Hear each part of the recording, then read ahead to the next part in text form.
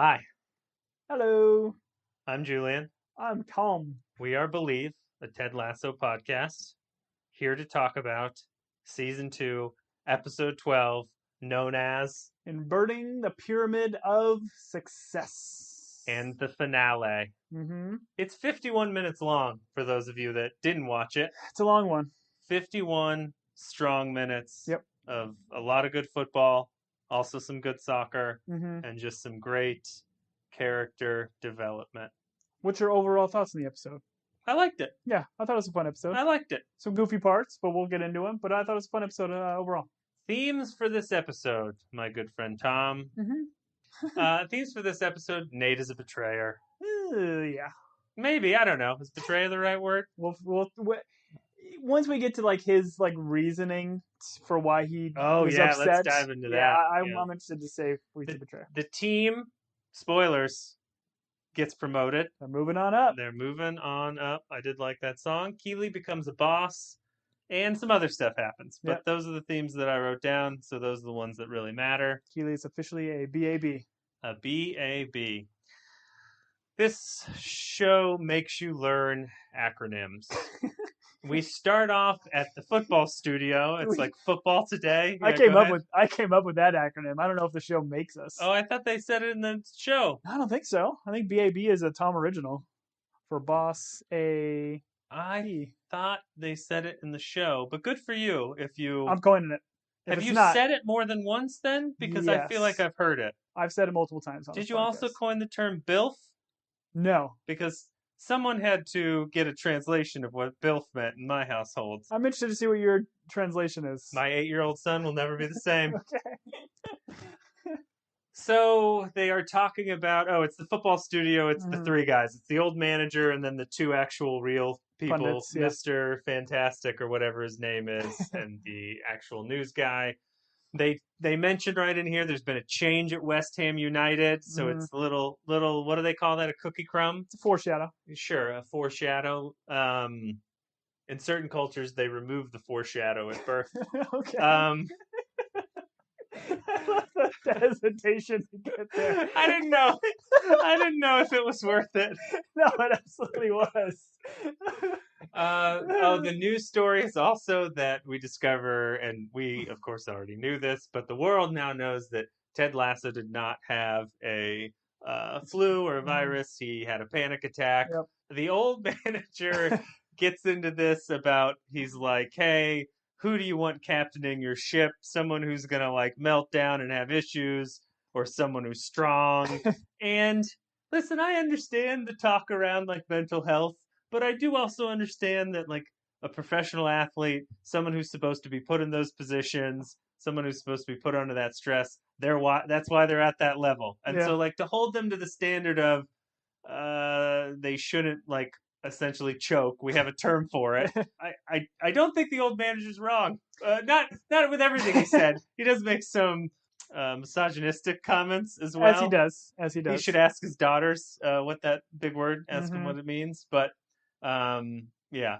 I mean, he's just being a big jerk. The idea that people are not human beings that suffer from mental health issues and stuff. And he rips off all these or lists off all these names of other famous managers. Yeah. These managers wouldn't have mental health issues. You don't know these managers. You don't know what people are going through. I think it was a silly rant, but I do appreciate the main commentator afterwards. I miss Roy. I miss Roy. Yeah. What he said was so drastic that he missed Roy. Ted's getting supportive texts from everyone. He gets one from Rebecca.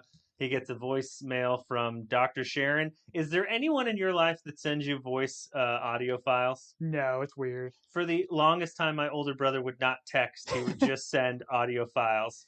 And I'd be like, dude, I'm at work or I got kids. I'm not going to turn on whatever random message you sent me because I have no idea what it's going to be about. But Dr. Sharon's is, the truth will set you free, but first it will piss you off. Yes. So, which is what she said in the earlier therapy session. Not therapy session, but their goodbye. Right. Mm-hmm. Michelle Lasso, my favorite character, sends some support to Ted, and Ted makes the mistake of asking her why she's up so late or up so early. Yeah. This is a life lesson of mine, and I would like everyone to take this life lesson. Okay. Never ask a question where you're not gonna like the answer to it. If you're ever like in a position of authority and you know the people that you're over have done something wrong and you can ignore it or ask the question, hey, why is that body over there? You should probably just not ask that question and ignore it. That's my life advice. I appreciate your example. What's that body over there? Oh, no. That was just something that came to my head. Okay. That was not something particular that happened in my life. Great. I felt like this was a great Apple texting ad. I feel like this was you have an iPhone. Like in previous episodes, they've shown. Yes, Apple, I do have an iPhone. Yes, because Apple's listening. Does it it seemingly shows every one of their applications like in the text, like right above the keyboard? Is that like a normal thing for Apple stuff? John, I recently discovered that there's such a thing as like a GIF keyboard, so I'm not the right guy to ask what those little buttons are. I'm typing every letter in one at a time. It seems like it promotes. Watch my fingers. Yeah, it promotes everything. It promotes like the Apple Pay, like their Migos or character. I don't think that stuff's on mine. Yeah. No. But I don't know. Like I'm not a big fan of like the little ... you see of like somebody typing. Like I think it's not invasive, because whatever. But like for Ted to like draw a conclusion at her like typing and then stopping. We saw it earlier with like Sam and Rebecca. Like I don't know. Like in general, people I think jump to conclusions very quick with text messages. Like, oh, they read that and they haven't responded to me for hours. Like this person is a jerk. Well, I got left on red this weekend for a work thing, and it drove me crazy all weekend. I'm actually still upset about it. So I hate that feature. Everyone should turn off their read or unread. I don't know why you're doing that. And then the other bit is like, well, if you take WhatsApp says, hey, so-and-so's typing. Mm-hmm. It's just like AIM, man. No, the good old days when things were simple. You can just pop into chat rooms. ASL. You could pop in a chat room, make all those friends with strangers. Yeah, but I don't like it. I don't like it. Yeah, so who fine. Who knows what she was going to type. I'm just used to it. But so Samsung doesn't have the ... or Android doesn't have the ... if someone's texting you? Well, when I think it's because you're using iMessage versus text message. Oh, I see what you're saying. Because that's internet based. Right. So I can get nerdy, but they're trying to do what's called RCS, which is more like internet-based text messaging that's going to go in carriers. Okay. I'll just stop talking. But that will allow you to see ... for text messages. I almost stepped into that, but I'm glad you have identified some parts of you that go too deep into things and save the rest of us from not having to drown in that quicksand. Could I ask you, what do you think Michelle was doing? What is she hiding? I think she was probably answering honestly that maybe she went out on a date, or I don't know the time difference. I didn't get it. Was she like up early or out? That was his question. Were you out late or up early? Right. So if it's I don't know. Are we going to do this in real time? No. But Ted is in the morning, so I'm assuming it's either late at night. It's got to be late at night. It's got to be like midnight. Here's what I can tell you she wasn't doing. Sticking it out in that marriage and remaining married to Ted. That's what she wasn't doing. That's all that matters. And that's all that matters. All right. Then we're on the streets. People on the streets keep asking Ted if he's okay. Yeah, people are jerks. Like, they're like, the way they're like you prefacing thought they were jerks? Yeah. Oh, I thought people actually cared. They're like that one lady who was like, I don't know, set up her shop or whatever. Yeah, she's like, you all right, Ted? He's like, oh, yeah, I'm good. He's like, are you really? Like, I thought I thought she was asking. The other people were walking by, giving him like. Well, those people are giving weird looks. Eyes. People, I mean, as someone who looks like me, I get looks from people all the time on the street. What I thought was interesting is like take the old man. The old man like lectures him. He's like, if my granddad would have had a panic attack at Normandy, we'd all be speaking German. Which I've got a lot of questions. But he then goes, hey, just do the work and you'll be fine. Like, yes. I think we all did. We expected that old man to just walk on by. Mm-hmm. Instead, he was like, hey, do the work, you'll be fine. Mm-hmm. Like, and that's probably because they're about to get promoted. Like, if they weren't in that situation, he'd probably have less nice things to say about Ted. If they were on the bottom of the table, he would have stuck with the German line and move on. The German line, yeah. But I guess I saw people looking at Ted in the sense that, hey, that's the guy in the paper.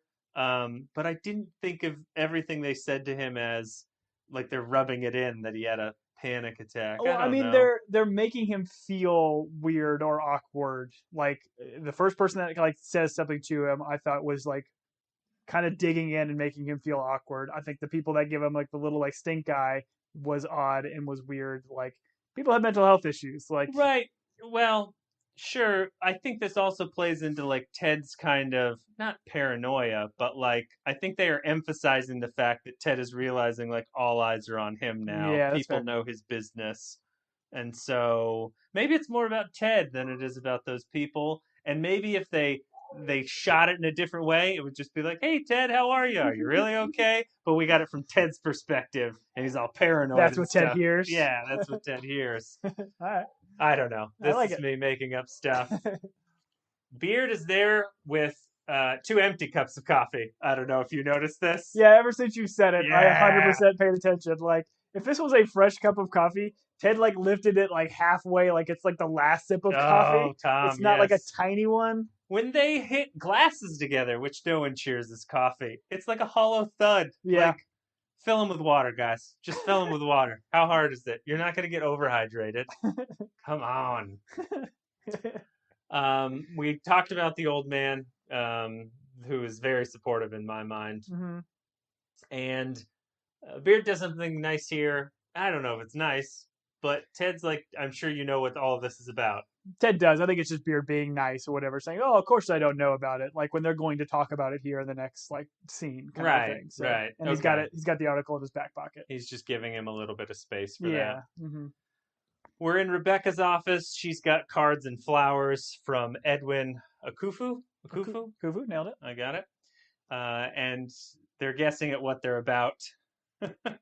And he's sending her flowers because she's going to lose Sam to Casablanca. Yeah, thought it was the loss of her late father, but no, it's the loss of Sam to Casablanca. And this is like a little like nugget of like they kind of did the West Ham in the earlier bit. This is kind of another little nugget, like oh maybe this guy isn't like all nice and maybe he isn't a great billionaire. It doesn't seem like it doesn't seem like a nice gesture. It No. seems like a little bit like yeah, they're rubbing it in a little bit. Mm-hmm.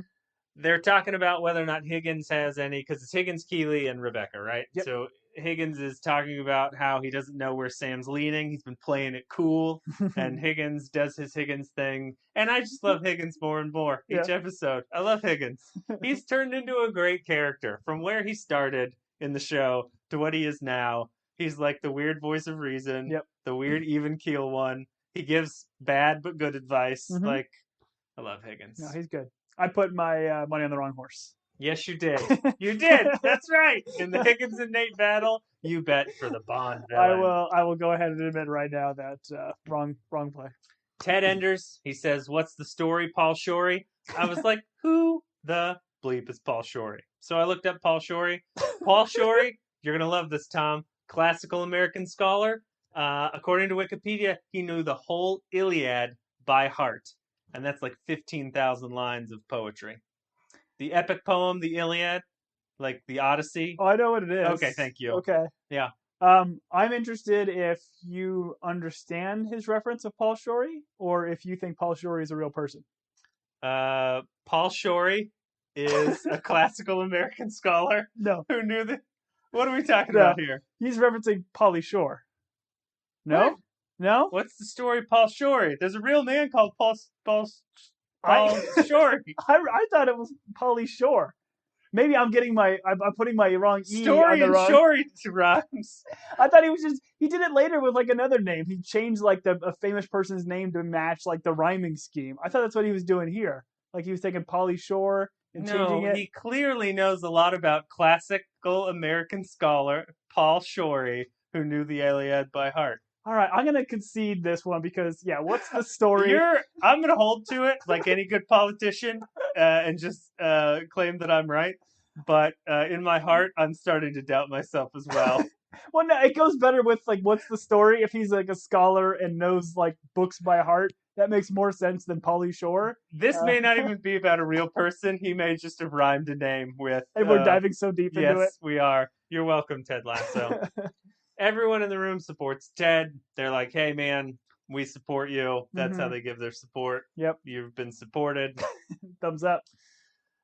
They are like, oh, oh, because Rebecca's like, I'm going to get in touch with God, the owner of the sun, and I'm going to find out who the anonymous source is. And Ted's like, no, because he knows. He knows for sure. Yeah, because Trim Crim told him. But I do love Ted's line where he's like, unlike Lieutenant Caffey, I can handle the truth, which is a good reference to A Few Good Men. A Few Good Men. Great which movie. I know is one of your favorite movies. Great movie. Because you love Demi Moore. No, I love the Colonel and all the good decisions he made in that movie by ordering that Code Red. He really got that guy. Biscuits taste like poop. That's what I have written. Apparently Ted has switched the sugar and the salt. Mm-hmm. And then she like does this thing where she's like, oh, they sneak up on you. Sneaky, salty female dog. There you go. That's the one. This reminded me of the time I once mixed, I think the measurement of tablespoon and teaspoon of baking powder. Okay. And I put in a much larger amount of baking powder than was required for the cookies. And they tasted like, the best way I describe it is they tasted like baking powder. What a teaspoon is just TS and tablespoon is TBS? Yeah, that sounds right. Okay. TBS knows drama. No, that's Yeah. TNT. Dang it. So close. Then we're with Sam in the locker room. He gets a card from Edwin, and it is his Casablanca jersey. What number is he? He's number 10. Now, they obviously made it very significant of like him seeing this number 10. Okay. I thought it was going to be number 1. I was like, what's the most important number? Yeah. Number 1. What I call myself. Number 1. Numero uno. For those of you. Our Spanish-speaking Spanish listeners. speakers. Yep. So when it was 10, I was like, I don't know why it's 10. Because that's not his number at Richmond, right? 24 at Richmond, I believe. But 10 is a significant... We all believe. Thank you. 10 is a significant number in football. It's kind of like known for like the star player of the team. When you say football... I mean football. Okay, got it. American Sorry, you football. Pronounced it the American way. My fault. Yeah, but 10 is like Clearly. it's like a classic number for generally like one of the best players on the team, and it kind of has become like a sign of respect. If Oh, really? The player that wears 10 on the team. It doesn't depend on position, but I'm assuming like an important position, they're always going to be like a striker or whatever. It's generally like striker, midfielder kind of a Okay. thing, but yeah, there's been defenders that have worn it. It's not a goalie number. It's not a goalie number. Are sure. goalies like 86, like No, tight ends or wide receivers in the NFL? I think goalies are traditionally 1. Oh, really? If they even have a number. I guess they do. And the backup goalies too? Yeah. Nice. All right. I've got it all down now. Oh, the cookies I made, by the way, sucked. Oh, just did in they? case you were I wondering. assumed they did. Yeah, But thank you for that lesson on numbers. Jamie, is looking for Roy. Now, is it Jamie or is it Marty McFly? I think it was Marty McFly.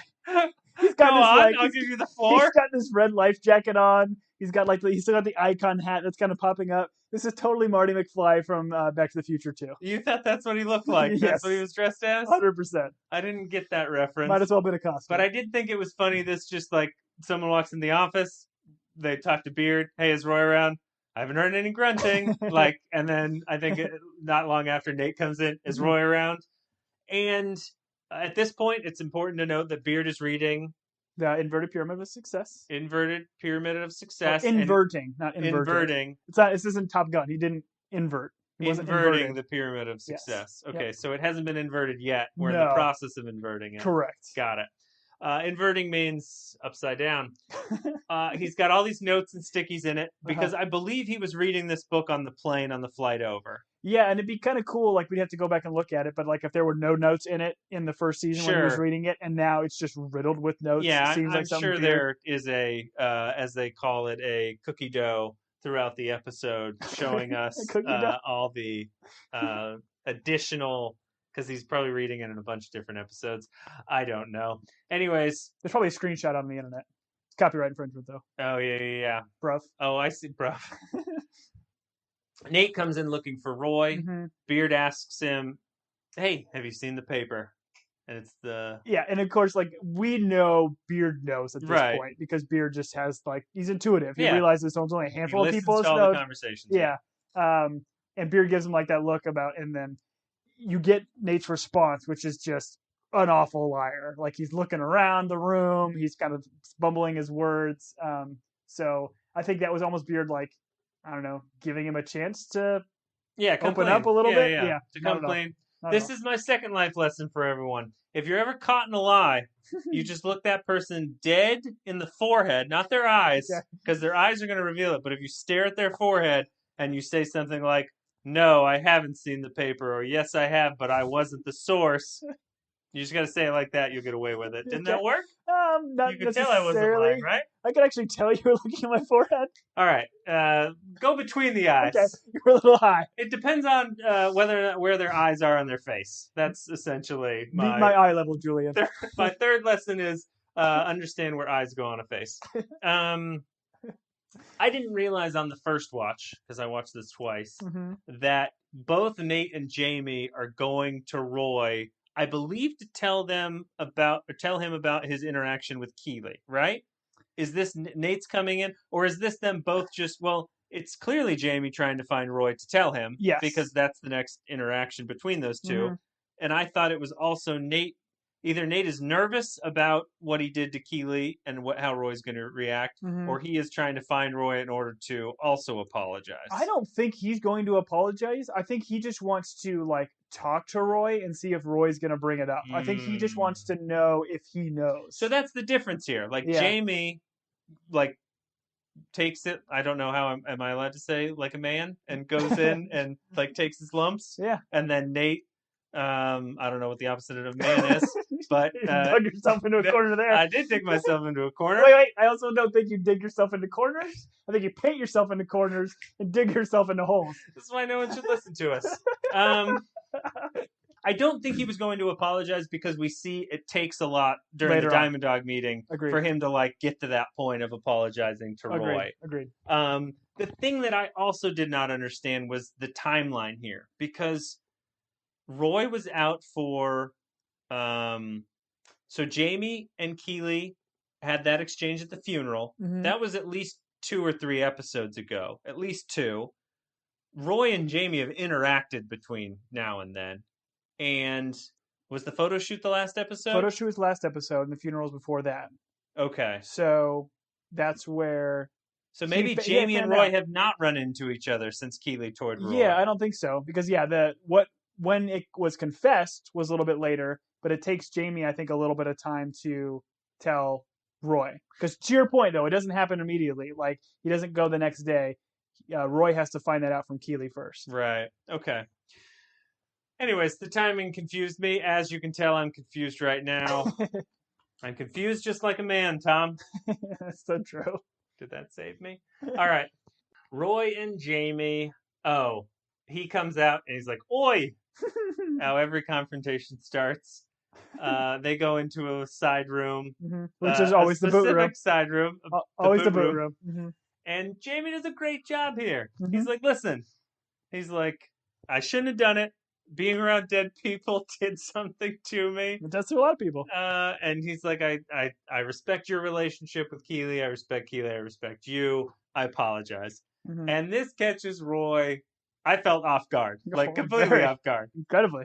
Because he wanted to punch him in the mouth. He literally didn't know what to do outside of just curse really loudly to scream fun. They both did a great job here. Both, like Jamie and Roy, from an acting perspective. I thought this was absolutely great.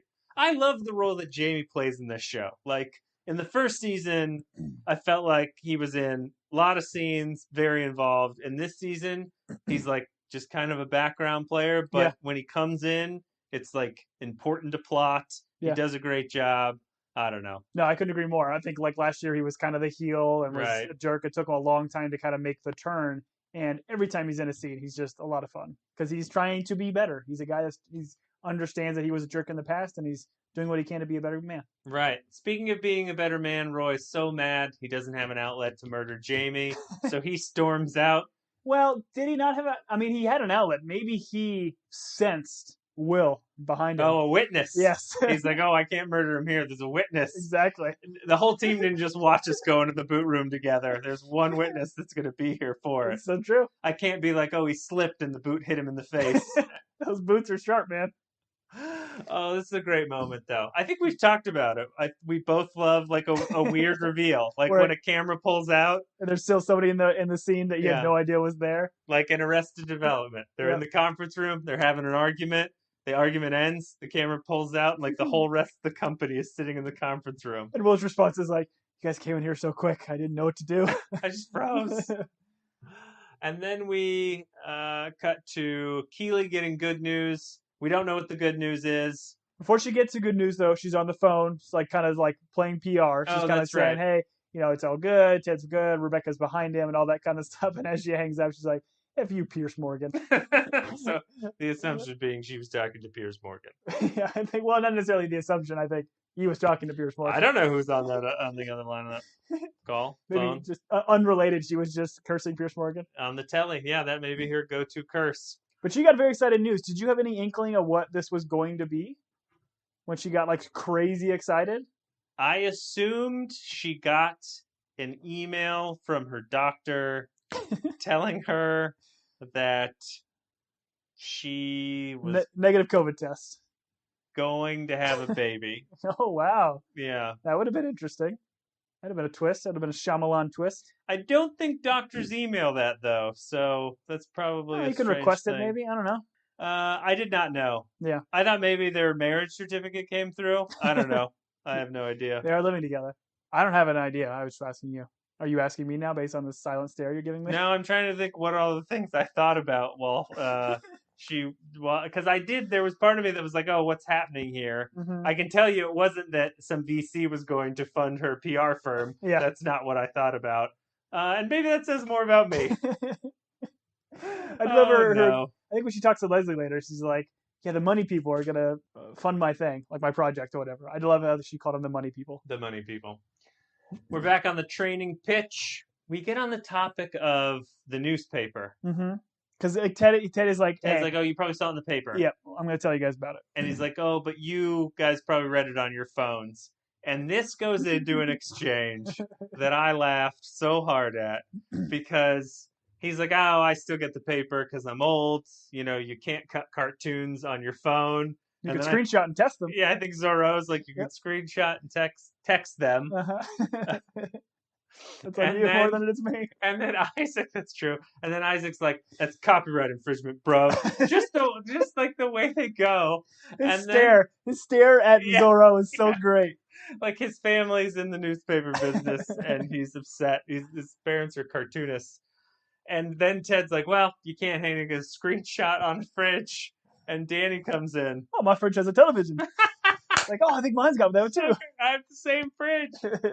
Every bit about that was just so good, so fluid. I love that fun back and forth. Like that's Ted Lasso, this show at its best when it's doing that. I think. Yeah. Then Ted goes into a speech, which was nice. I don't know that I necessarily teared up during it, but well, I don't think it's meant to be like that sort of a drama speech. But like, do you get the sense that he owed this to the team or should have told the team about this? I guess my thought is this. From a trust perspective, if he's going to ask these players to trust him and like talk about their personal stuff because he is that type of coach, although we haven't really seen it in this episode. We haven't seen him spend much personal time with like a Danny or a Zorro. Like Dr. Sharon was like the fill-in this season. Right. She did all of that. Right.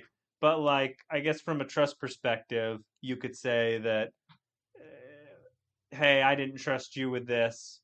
You had to find it through the newspaper. I do ask you guys to trust me with stuff about your lives. I could see it that way, but I don't know. It's a pretty personal thing. Like, yeah, like I get that he's kind of maybe playing catch up on this and just like kind of apologizing for it, but I don't think that you owe anybody you work with, even if it is at a football club, an explanation about like issues you're having with your mental health. Right. Well, I think this being Ted Lasso, he gets into the personal stuff with people. So maybe that's what it is. But yeah, I mean, I took this as he's just clearing the air. Yeah. Like, hey, I know it happened. You know it happened.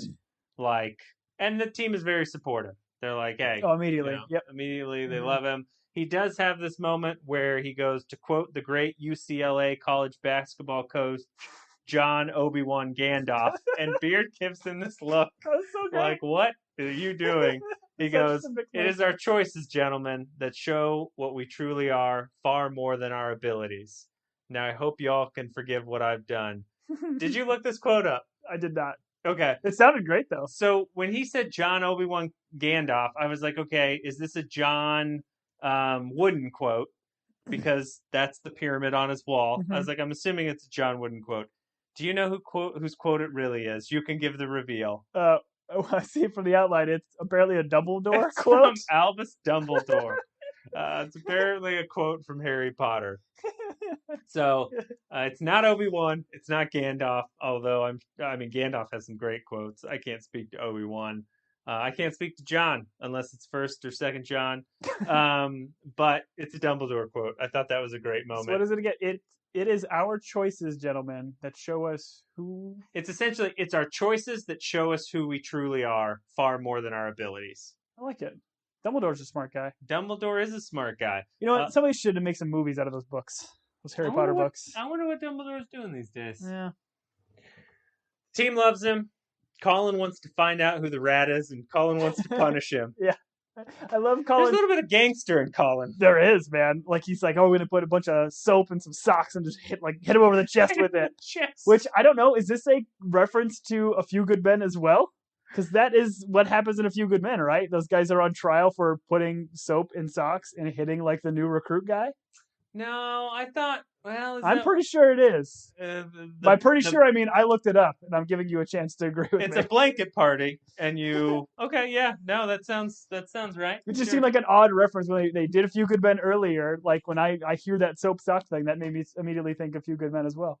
See, I just think of grade school when I think of soap and socks and hitting people with it. Did you have an incident when you were a child? I might have been the person inciting said incidents. Ooh, okay. Yeah, so the statute of limitations is long since passed. I can't be held accountable for my actions. All right. Baby! Bumbercatch yells. Follow the money! Follow the money. So good. So good. Follow the money! So and true. then Ted's like, hey, I'm going to nip this in the butt. Did you know it was nip in the bud? I did. Okay, yeah. But I do appreciate the bud versus butt. Then Beard gives us, that's horticulture, baby! Well, all the books he's been reading about fungi and trees. Do you think they, did this joke or had him reading this horticulture or, fungi book in the last episode to be able to do this joke as well? I don't know. Or maybe they had it written for the last episode and they rolled it over into this one. I like to give them the benefit of the doubt that it was all super clever writing, thought through. So yeah, I'm gonna say it was. The issue with training is what, Tom? There's a helicopter on the pitch, and why is this helicopter still on the pitch? I did not understand this at all. Once again, this was a timing thing for me. Was the helicopter on the pitch supposed to establish that only a day's gone by? But even then, he would have. I don't know. Yeah, maybe that is right because we have established that Akufu is still in town. He's kind of still wooing Sam. And he goes to the game and all that stuff. Right. So and he's in the owner's box at some point during this episode. Yeah, so I guess he's still a guest of Rebecca's and never moved his chopper. I thought they were going to start rifling balls at it. Yeah, how are they going to fuel it? How are they going to inspect it? So many things. I mean, it sits on a field overnight. You have no idea what gets into the engine. Get me Will Trent, ABC Tuesday. I don't even know where he is. Will Trent is back. You thought you could hide forever? Time to come home. The series that's being called one of the best network procedurals. We're going to solve this case. Featuring new cast member Gina Rodriguez. I'm a prosecutor. We deal in truth and facts. Maybe everybody should try that, huh? Will Trent, the 2-part season premiere, begins Tuesday on ABC and stream on Hulu.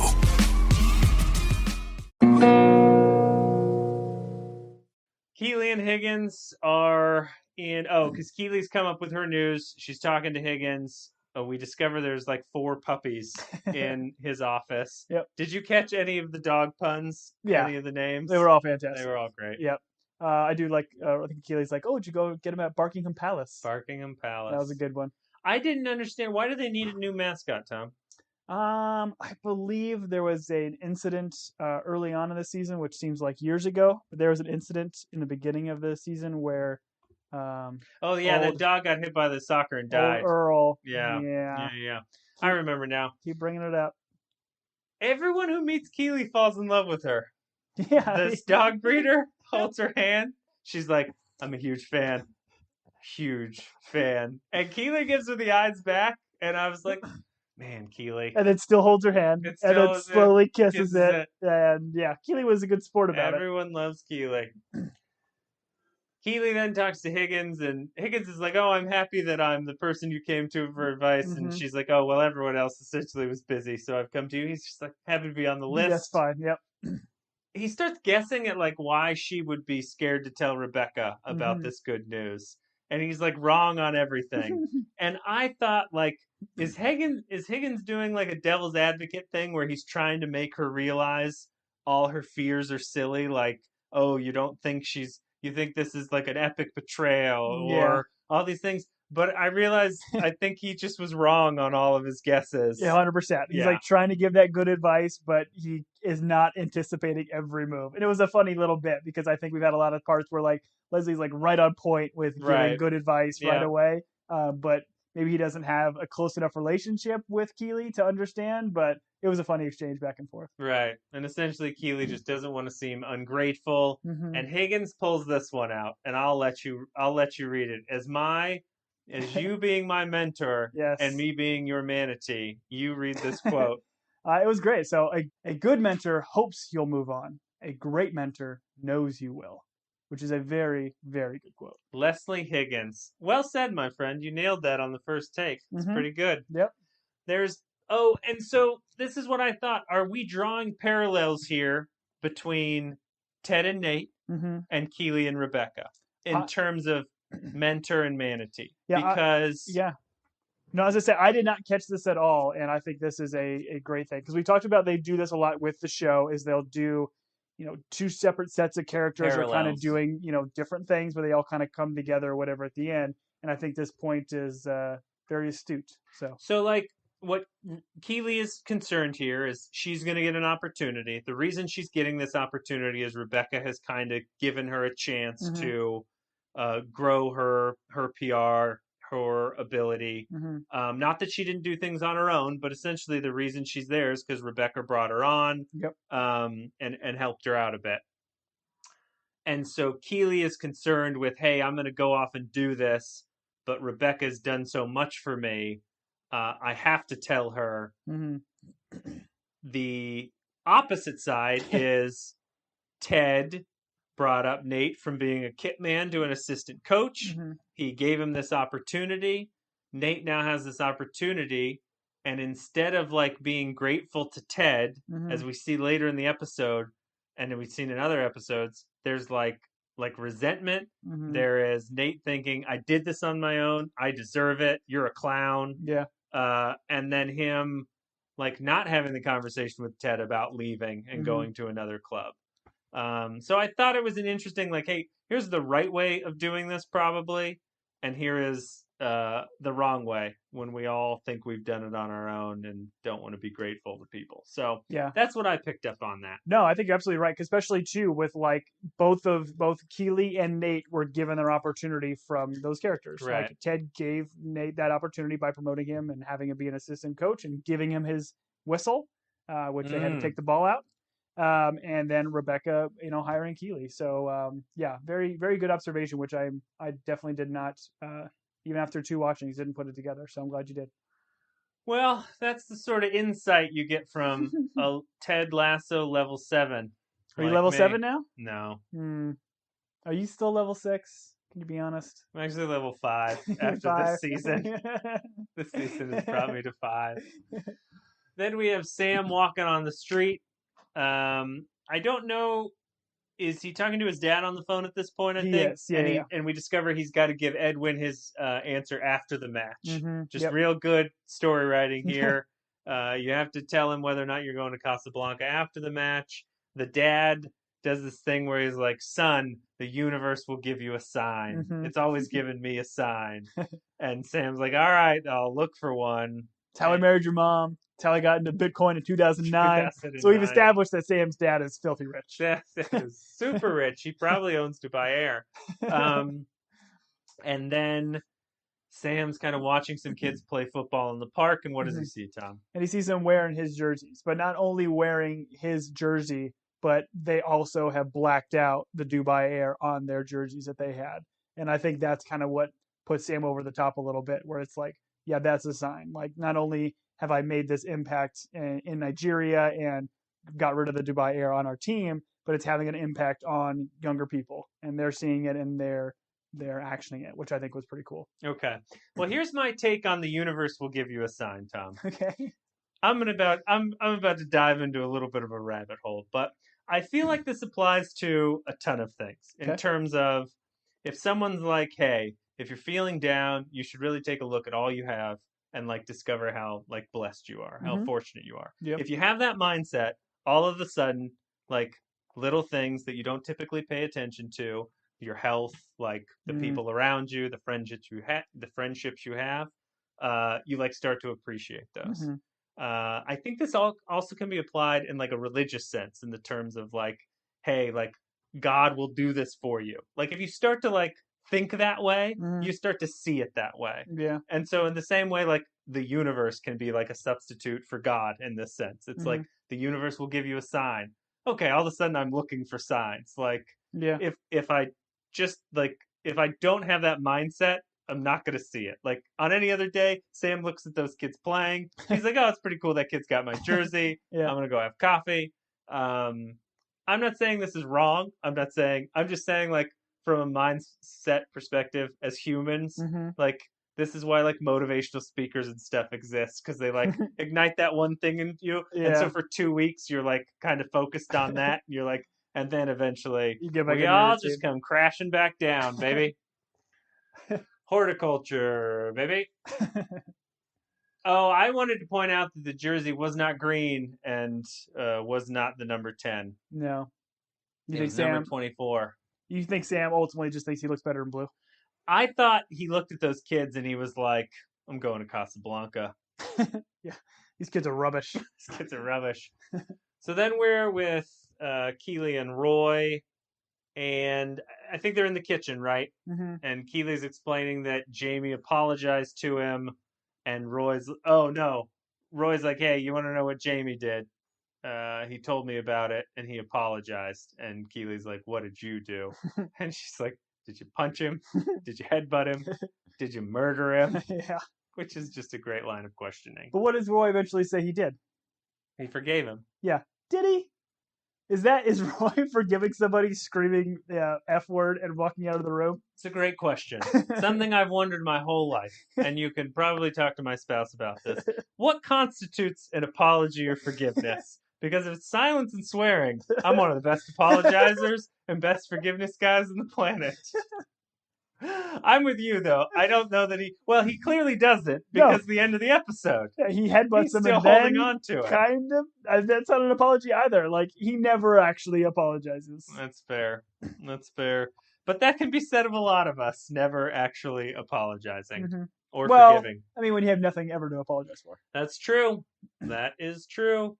What I do appreciate is like Keeley is recognizing that there's been a lot of growth from like Roy, Mhm. who Roy used to be, and then who Jamie used to be. And I think what we're also seeing is like Keeley's effect on these two men, like Yeah. what she's done in order to help them grow as people, which I Yeah. think is a cool point.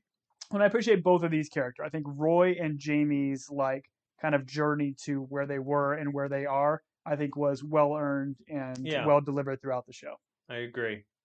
So at one point here, Keeley says like, "Oh, she's got good news," and then Roy kind of playfully says like, "Oh, don't you tell me you and Ted tried to get off, or that Ted tried to get off with you." I was like, is this foreshadowing for potential season 3? I know how jazzed you are about the Keeley Ted relationship. Do you think Roy was kind of calling this out here? No, I think he's purely making a joke. Did Okay. my heart spring with joy Okay. when someone in the show acknowledged that Keeley and Ted should be together? Yes. But Okay. did I think this was actually a moment of Roy realizing it? No, because he would never use some term like "to get off with you." He would have been like, "Oh, did yours and Ted's love flower into a wonderful rose?" That does sound like him, Yeah, for sure. that does sound like Roy. Then we cut very quickly to the pub, and it's Beard and Ted talking. We find out that Beard and Jane are still dating. He's like, no, we're off. Go text. Oh, we're back on. He's like, oh, thank goodness we're back on. Maybe Beard and Jane are the Sam and Diane. I don't know. They seem to be the most on again, off again. Maybe of they're all the the Sam people. and Rebecca. We'll never know. We'll find out. May comes over. She gives him a couple of pints. She's very supportive of Ted. I think she rips the newspaper out of that old guy's hands. I was done with it anyways. Yeah. Then we're back in the kitchen with Roy and Keeley, and I think she says something about good news, and Roy's like, oh, that England only scored 0 points in the Eurovision. Are you familiar with the Eurovision? Yes. And I guess my knowledge of the Eurovision, I knew of its existence. It's like an international song competition where like any and every genre of music comes and plays and performs in this gigantic event every year. Like the Masked Singer. Just like the Masked Singer, with, I was going to say far fewer masks, but I think a lot of people wear masks.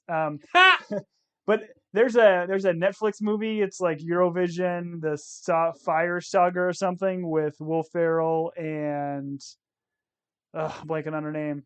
You can insert it later. Rachel McAdams. Rachel McAdams. You nailed it. But yeah, they do a little like a bit for it, and it's actually a pretty heartfelt movie and pretty funny and pretty good. I'd maybe recommend it. But yeah, this whole starts with them like. Roy wants to open up the bottle of champagne, and Keely's like, "Oh, we can't open it for this. That's only supposed to be for really big things." And it's like, what else is bigger than what we're doing here? And he's like, "Oh, your mom moved up north. We didn't open it up. The neighbor ran over their snake." Which I thought was weird. She gives a really weird, weird reaction to it, and I would imagine seeing a rhino over snake doesn't sound great. Of all the pets your neighbor would have that you would worry about, a snake would be really low on the list. Like a barking dog is much worse than, I don't know, a snake. I guess unless that snake is constantly getting out in the yard and getting run over. Maybe it's like a boa, like a ginormous snake. All right, never mind. I'm back out on snakes. I'm back out. And then she gets the article. She gets a pre-release of her Vanity Fair article. Powerful Women in the Workplace, which is one of my favorite Vanity Fair articles. I read it every year. Business edition. She's to business edition. She starts flipping through it, and what do we find, Tom?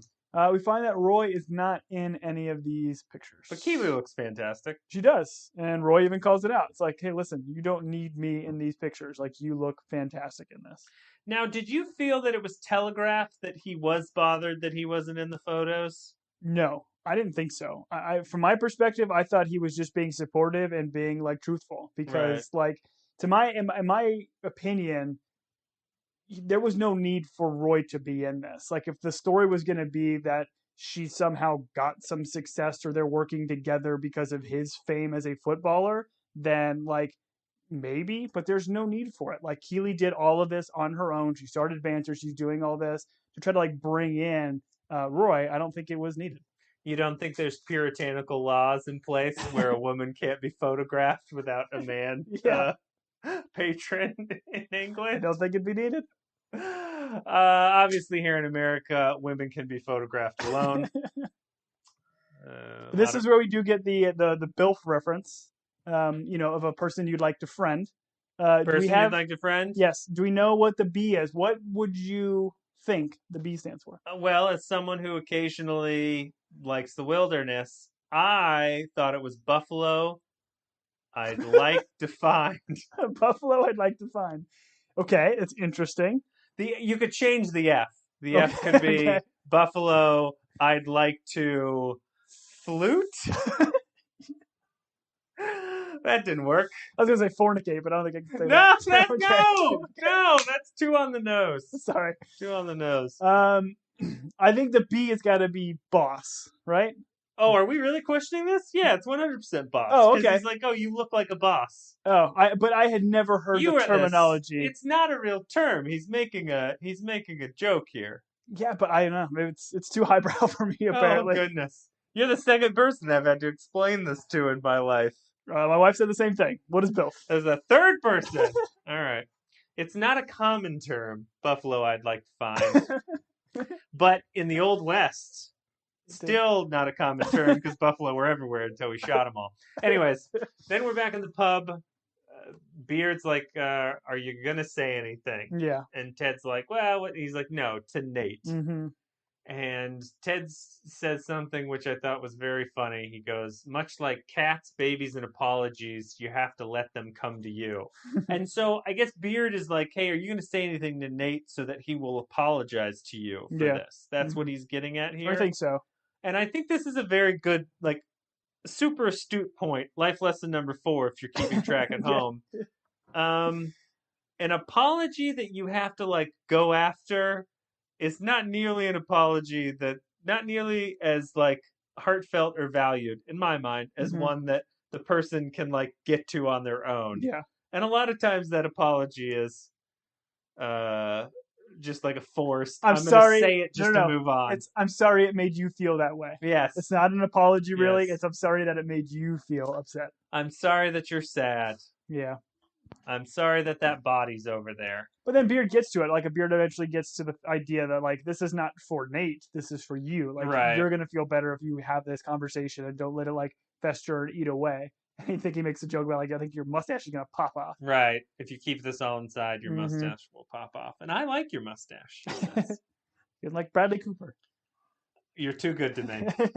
I love this scene, though. Like, to me, this is, like, back to, like, old school fun. I wish it was Ted longer. Lasso. Yeah, I wish there was more. We haven't had a whole lot of this, like, Beard and Lasso going back and forth and just having heart-to-hearts or having these kind of conversations. A lot more of it's just been, like, Beard kind of being weird or, you know, random stuff from the pitch. I agree. I do wish that it was just the two of them talking more.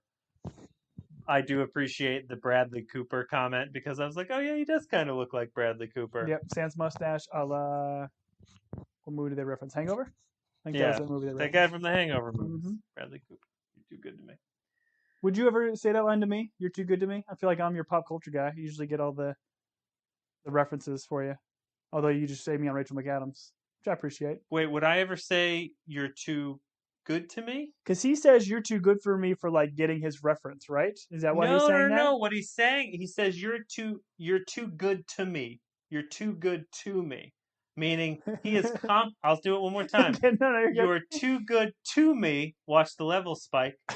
Because he's saying he looks like Bradley Cooper. So he's giving him a compliment about how handsome he is, and his response is, "You're too good to me." Oh, I couldn't get it on the 5th one. I thought it was more like you caught my reference kind of a thing. That was my initial pull. Right. No, it's a handsome comment. Listen, I've been wrong a lot this episode. We've all been wrong a lot, Tom. But it's okay. It's okay to be wrong. The key is to never admit it. That's right. It's one of the life lessons I learned today. That's the 5th life lesson. I thought that was one of the ones from earlier. Isn't that 2? It? I don't know. All right, we're going to repeat it. Anyways, then we're back at Rebecca and Keeley, and clearly Keeley has told Rebecca what's going on. They're both crying. Rebecca is proud of Keeley. And Keeley's like, you've made this panda become a lion, which is a great reference to the panda-lion debate. I love this. I love how this was set up, though, because it starts on Keeley, and you just see the back of Rebecca's head, and then it, like, cuts to Rebecca, and she's all in tears. Gushing, her, like, makeup's running and all that stuff. It was great. Then we find out, as we all do when we're hugging someone, we look at our phones because hugs last too long, and so you've got to do something with your hands. She finds out that Rupert bought West Ham United. Not Casablanca Raja. Yeah, so looking back on it, do you think it was just like the whole 4 people know was a MacGuffin? Like the show was just trying to be jerks? I don't know if it was a MacGuffin. I just feel like we read too far into it. I don't even know if the show tried to do it. Yeah, why put the 4? I don't know. That was weird back then. But yep, not Raja Casablanca. Not Raja Casablanca. What is Rebecca's advice to Keeley in being a boss? Her advice to her is... Yeah, it's hire your best friend. And I have thoughts on it. I'm interested to hear your thoughts. Do you think you should hire your best friend? Do you think you would hire me, since I am clearly your best friend? Would you hire me to do a job? Tom, I would work with you 100%. I would never want to be your boss. That's not because you wouldn't be a great worker or anything. It's just a weird relationship between friends. Yeah. I will say that in my current job, I'm very good friends with my boss, which makes things great at times, but there's also some other things that are just weird because of it. Yeah. So my advice would be only hire family. There you go. Family that you hate. So then you have an excuse to shun them. No, but I will go back on this. Yeah. I would 100% work with you any time of the day. But yeah, the boss relationship I wouldn't want to get into. Yeah, it's odd. Like, again, I think it can work out, but even like having like your best friend be your mentor, I think is also kind of weird because a mentor like needs to challenge you and push you or whatever. Sure. And like when they need to tell you things that are going to offend you every once in a while. exactly. Like when Rebecca hired Keeley, like they weren't chums per se, right? No. Like they were more acquaintances. So like, I mean, she didn't hire her best friend at the time, but yeah, I think it's an odd phrasing. I think it's just like her giving her the compliment of, "Hey, you're my best friend. Mhm. This has been great." Yeah, I agree. But I love this whole entire scene and the acting. It was great. Like in all honesty, this was probably like I got more emotional in this scene than I probably did any other scene. Like I just thought like their relationship, we've seen it like blossom and bond, and like they both just acted the heck out of it, and I felt like they were both incredibly happy and sad at the same moment. It was acted well. I was weeping when I realized that Nate finally got his opportunity in the last frame of the episode. That was your emotional I moment? was just weeping. I was so surprised. Then we're at game time, and we're playing against Brentford. Do you have anything to tell us about Brentford? I'm assuming they're the team from Brentford. Brentford, yeah. I don't know much about them outside their logo is a bee. The fighting bees. The fighting bees. There's nothing more vicious than a bee if you're allergic to them. I think they're kind of that classic championship team that I think can bounce back and forth to the Premier League. They've been in the Premier League, I think, a handful of times recently, so I know of them, but I don't think they've lasted very long. Oh, this is where I was weeping when Roy's giving everyone pounds and he's all pumped up and he's like, "Let's go get him." I was like, "Oh man, I love sports movies." And he won't give Jamie any pounds, so Jamie has to pound himself. Well, Jamie came into the pound a little awkward. He came in with 2 pounds. 2 pounds. You do 1 pound. Oh, I was fine with it. He did 2 pounds just so they can give the joke of him pounding himself. I would watch Jamie pound himself any day of the week. I thought it was great, very funny. Edwin's in the owner's box. Yeah. Once again, I didn't understand. His helicopter's at the stadium and he's in the owner's box and he's trying to steal their best player. Like, he's kind of, I think, invited himself in, and I think Rebecca was just kind enough to like allow him to stay. Maybe it's one of those billionaire things. If you got billions of dollars, you kind of just get to do what you want. That's been my experience as a billionaire. Sure. No. I'll let you speak to that. I don't have any experience as a millionaire. Yes. You got to get to that 3 comma club, bro. Sure. I don't know what a comma is. As anyone who's read my writing knows, I don't know what a comma is. Such a deep reference. Like an inside joke, but Chelsea that's will laugh. You'll laugh. Chelsea will laugh. I think my wife will laugh. All right. Then we are in the coach's office, and Nate is staring at the pyramid. This is where this episode went weird on me a couple of times. We'll start with this. Nate's staring at the pyramid. The coaches are kind of getting together, and Ted goes, "Hey, we're going to run the false 9." And Nate turns and he goes, when he's looking at the poster and they show his face, it's like worry. Like he looks like nervous and worried. And then when Nate says we're going to run when Ted says we're going to run Nate's false 9, Nate turns with his hands behind his back and goes, "You'd be fools not to." And I was like, what? Yeah. What just happened? Well, and they even give a look. I don't know if it's Ted or if somebody gives a look where it's just like why? All of them do. Yeah. Like, Ted kind of gives it, like, Ted's like, "All right, I'm going to forgive that." Yeah. But Beard looks at him like, "What are you doing?" And Roy also gives him a look like, "What is this guy doing dressed all in black? He's on my corner dressed all in black." I think when Roy even came into the room, like he saw Nate staring at the pyramid. They give each other looks. And then they give like, "What is he doing?" And Beard's like, "I don't know what he's doing." Then we find out. So I will be confused by Nate's motivation. We will get into it later. There's some like flip-flopping that's happening here that I don't quite understand. And I don't think it's the actor's problem. I think it's more of a like writing thing. Yeah. Because Nick Mohammed does a great job through this whole episode. But then we find out that Roy wants to speak to the Diamond Docs. This was so great. The way he like summons them and like the slow draw to say, "I want to talk to these Yeah, guys." he's like, so how do I like get everyone together where we just? And he's like, oh, you wanna?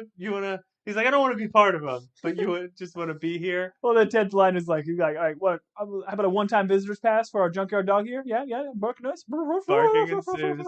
So great. Doesn't want to be one. Just wants to be in the room when it happens. Yeah, just like Hamilton, man. Be in the room where it happens.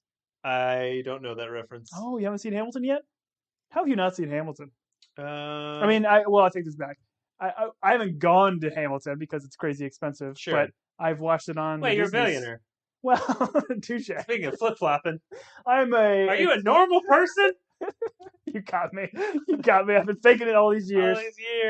All these years you've been buying me boats. But yeah, it's a famous song from the Hamilton musical. I haven't seen Hamilton simply because this is how my brain works. Someone in my family really loves Hamilton and talked about it all the time and really wanted me to see it. So out of spite, I have not seen it. It's classic you. I do most of my things out of spite, like this podcast when you said we shouldn't do it. That's why you love Sprite so much. Oh, so close to Sprite. So refreshing. That and Fresca. I think we talked about that last time. Roy starts to explain that he is upset that Keeley got her photo shoot and there were no photos of him with it and that she looks great. And he kind of talks it through almost. Mm-hmm. But he does say this line, which was perfect. He goes, "It hurt my feeling." No S. Single feeling. Just my single feeling. If we had to guess, what is Roy's feeling? Is it anger? It hurt his anger feeling? I mean, that can't be what it hurt here. No, I think feeling of anger is what he expresses.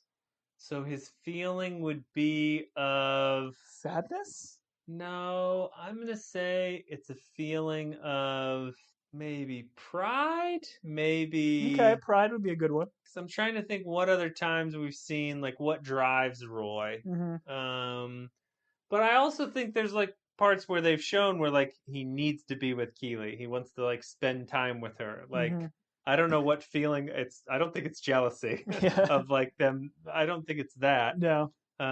This is like this scene kind of caught me off guard a little bit. Like, I can understand like Roy being upset about some form of functional relationship, but to me this is some of that manufactured drama they're trying to build here. Like, why would Roy be upset at the success of the woman he loves? Well, I think he talks through it. Like, he starts with, "Hey, like, I saw the photos from the photo shoot. They didn't use any with me. And by the way, like, she looked great. She didn't need me. In fact, it would have looked weird had I been there because she looks so much." Like, I feel like, much like most of our problems, I feel like he's just talking through it. I don't think the conclusion is, "Hey, I'm mad at Keeley," or "I'm upset at our relationship." Yeah. I'm with you, though, just based on what happens towards the end of the episode. But when he was talking this through, I thought it was a funny point of just being like, something we've talked about several times, is people just want to like express their problems and have someone listen. Because he's like, wait, the Diamond Dogs don't solve issues and nothing changes. It's just people talking, which will take us into, I'll go into it, where he's like, "That's pretty cool." And he turns and then they're so excited. Ted and Beard, their response to this is just so good. So good. And he's, oh man. I can't express the amount of joy I got from Ted and Beard realizing that like Roy thinks they're cool or wants to join the Diamond Dogs. Does this kind of go back to the season one, like how upset Roy's going to be when we win him over? Yeah. Oh yeah. Right. Yeah. They've won him over even further. Yeah, it's great. The funny bit in here I want to touch on this is Roy is explaining that he wasn't in any of the photos, and Higgins like, "One time during class photos, I developed a smile allergy," and it like Ted looks to Beard, and Beard goes, "Not the same thing," and then just goes, "Not part of the same story." Head above his head or hands above his head, and he kind of looks back to Roy. Super weird. So good. But then, like, even can Higgins smile? Have we seen him smile? Yeah, he smiles. But like once he delivers that line, he purposely, seemingly does not smile. No, okay. Is like trying to say it, so maybe it just comes and goes. We've seen Higgins smile. Picture a smile with that little Monet goatee, whatever it was. Wait. And I'm you picturing got it. there. That's There good. it is. That's good. And then Roy talks about forgiving Jamie. And once again, funny bit from Beard. Mm-hmm. He says like Jamie said that he still loved Keeley at the end. Beard's like, and he's still alive? Yeah. Which He knew. is great. And then this leads to Nate asking for forgiveness for Roy for kissing Keeley. Roy doesn't care. Yeah. Did you find this strange? He almost like laughs it off, kind of a thing. He just doesn't see Nate as a threat, right? He doesn't, and this is maybe what builds on Nate's like some of Nate's issues, I guess. Insecurities, probably. Is that like Roy is really upset that Jamie expressed some feelings, but the fact that Nate kissed his girlfriend, fiance, wife, I don't know what they are. I'm assuming because they're expecting a child that they are married. But I did think this was just an interesting, because Roy does almost laugh. Well, and again, I think this is Nate's insecurities or like his self-obsession, where he feels like what he did is the same level of like what Jamie did. Because it's really not. Like Roy understands that Jamie and Keeley have had a relationship, a long relationship. Understands that like confessing your love is entirely different from just taking a kiss because you misread the situation, kind of a thing. Like just because it happened to be physical does not mean it's any worse than. I'm gonna disagree with you and just say they're both bad and both murderable offenses. Both murderable, okay. Both murderable offenses. Okay, fair enough. That's all. I will never compliment your wife ever again. Well, that's different than telling her you love her or kissing her on the mouth. All right, touche. But please don't compliment her either. I don't need her to get all that confidence and then leave me. But I do appreciate Beard. He's like, I'd be, talks about, what, you don't want to headbutt me or anything? Oh, yeah. Beard's like, I'd be happy to headbutt you. I'd be happy to headbutt you, Nate. This is then where we go into Roy saying the Diamond Dogs are cool and Ted and Beard are so happy. Then we cut to the game, and very quickly we are down 2-0. We're down 1-0, and then we see the goal. Then we see the goal before half. And the announcers are carrying on the dialogue of, I don't know that we should have gone to the false nine. I don't think changing things up right before being promoted is the right strategy. And this is also Nate on the sideline screaming at players about staying back. And it's just weird. He gets super intense, super hot, super quick. And I don't know if it's because his strategy isn't working. I don't know. Maybe we'll get to it here. But I think he's upset, if I can read into Nate, he's upset because his theory is sound, but the execution is poor. And so he is upset about that. That's fair. Is his reaction in balance with what it should be? Is it a equal reaction? No, it is not. It's more of a Roy reaction, like to scream and yell curse words, not necessarily in his MO. It is over the top, but he is wearing Roy's clothes, so that's something. He's channeling Roy. Then we're back in halftime. I'm assuming Justin Timberlake and Janet Jackson are performing in the middle of the game. As they do all championship league final as they games. have for the last 20 years. That's a modern reference, right? I'm going to look up what year that happened, and I'm going to be super sad because it's going to make me realize that life is finite and one day I'll die. Coaches, it's bleak, Ted says to him. And then he looks out at the team and he goes, it looks like a Renaissance painting portraying masculine melancholy. And the camera cuts and you see all the guys in pose and they're like, Isaac's like fist on chin. Yeah. They're all like standing still and it does look like a Renaissance photo. Like the camera angle too, kind of low to the ground where you see kind of lights kind of above. Like this was one of my favorite moments. That was great, but they add a hat on a hat and make it better by what? By Will dropping his water bottle. Dropping his water bottle. It's so great. He's got one job to do: his whole water bottle, so he can't do it. Such a great, a great touch of comedy there. I kind of want that poster. I kind of want to get that picture. Yeah. Screen grab of that. Yeah. Then Nate's talking about, hey, we should have been in the false nine because the players can't execute it. And he says it so violently. Yeah. He's like, because these guys can't bleep and execute it. Mhm. And Ted's like, nah, I disagree. And Roy, great idea, Roy. Roy's like, let's go ask them. They're the ones that are on the field playing the game. Why not ask them? Let's not be coaches and make decisions. Let's ask these guys. Well, I like to think that a coach goes to his quarterback every once in a while and is like, hey, what do you Never. think about this? Never. That's true. Never. It Tom certainly Brady. didn't happen Monday night. Ugh.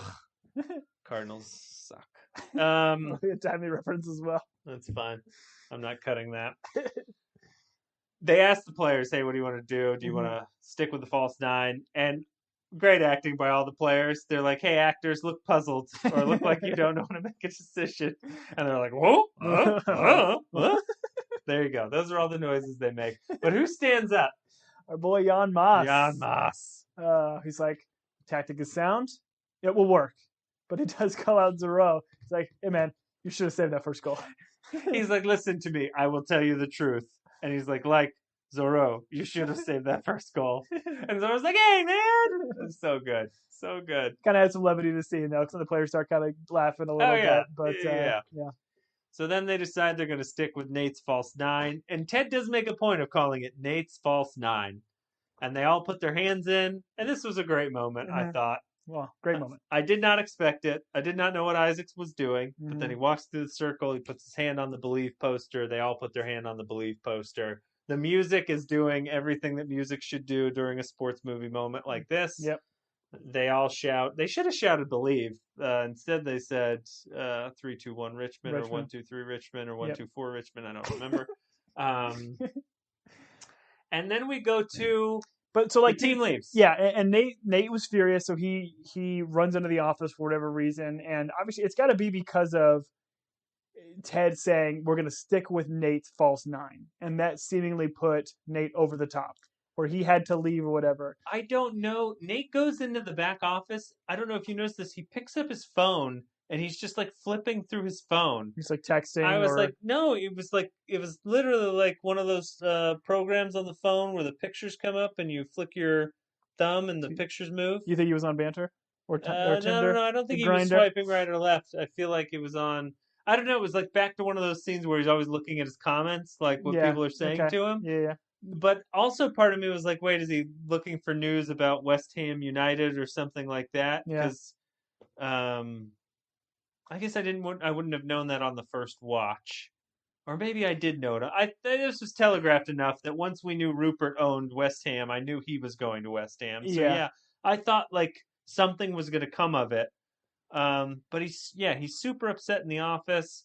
This is where I got confused because this is where you and me both, pal. Nate and Ted get into it, and Ted does what a person should do, where instead of just ignoring someone's weird passive aggressiveness, he goes in and he goes, "What's wrong? You've been mad at me." And Ted the phrasing on this I thought was very interesting. Ted says, "What can I learn from this?" Yeah. Which I thought was a very interesting way of going into an argument. Like, what do I have to learn from this? And this gives Nate the floor. And I'll go into it. Please interject where you want to, because my confusion, which when Nate started, I was like, oh, this is an interesting take. This is not what I thought was going to happen. Because Nate says, you made me feel like I was the most important person in the world. Like, you gave me all the attention, and then you dropped me, and, like, you ignored me, and I tried to win your attention back. So when they hit me with that, I was like, oh, okay. So Nate, being the kit man, like, Ted came in, like, learned his name, wanted to get to know him. It was just Beard and Nate and him, and, like, Ted gave him a lot of time. But then at some point, like, I guess when maybe Roy came on staff, or like, I don't know what happened. And I was like, oh, that is an interesting take that I did not see coming. Well, when he first started talking about this and said, like, you haven't been paying attention to me, I stopped in my tracks and was like, if I go back and rewatch season 2, am I going to see this? Am I going to see Ted, like, always looking the other way or not giving him kudos throughout the whole season? But I don't see it. I don't think it's there. I think this is still just Nate overreacting and being so self-absorbed with, like, social media and all this press and publicity he seems to be getting, and is just so into his head he can't see anybody else's perspective but his own, and is putting all of his like anger and hate and dumping it on Ted, and I don't think it's deserved. So, okay, good point. And this is where I got. So they hit me with that take of like, oh, I kind of okay, I see where Nate's coming from. Like, he was a kit man. Ted raised him up. Ted was very involved, and then like some other things happened, and Ted is less involved than Nate. But then Nate quickly transitions to um, the blaming him, like he's like, oh, you're gonna blame me for the false nine. You wouldn't have won any games without me. You're a clown. You shouldn't be here. I deserve to be here. So then I went to, okay, so maybe that first bit about, hey, you like gave me all the attention, you made me you feel really important, and then you ditched me, is where Nate has justified like what he has manufactured in his mind is the slight that is allowing him to essentially like leave for West Ham, and like it's not even really a betrayal. He's just moving on to another team. But like, Yeah. So I guess in my mind, like we all do, like we sometimes when we are off put by someone, we blow up things in order to justify our actions. That's where I got like that's where I got to, where it's like, okay, that first stuff is not like it's not truly Ted. Like Ted didn't do that to him, but Nate has blown it up in his mind, and he's allowing that to justify his action of I deserve this, you're a clown, all that. Does that make sense? No, it definitely does. I think looking back at it, I don't know why we needed this. Like, to have Nate take an opportunity to be a coach at another club, like Ted would be all for it and is likely going to be happy He for would him. react like Rebecca has reacted with Keeley. Yeah. So, like, I would assume this is going to be something they're going to do in season 3 and have, Nate be more villainous with Rupert and that kind of stuff. So maybe there's like a long plan or long game here.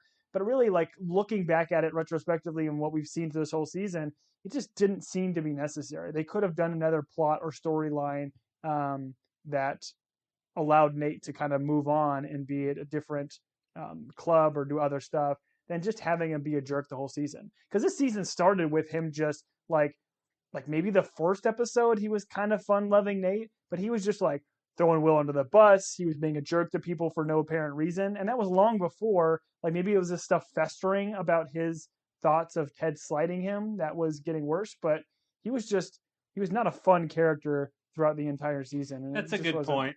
No, I'm with you. And that's why I was so confused, and I wanted this justification to make a little bit more sense than it did.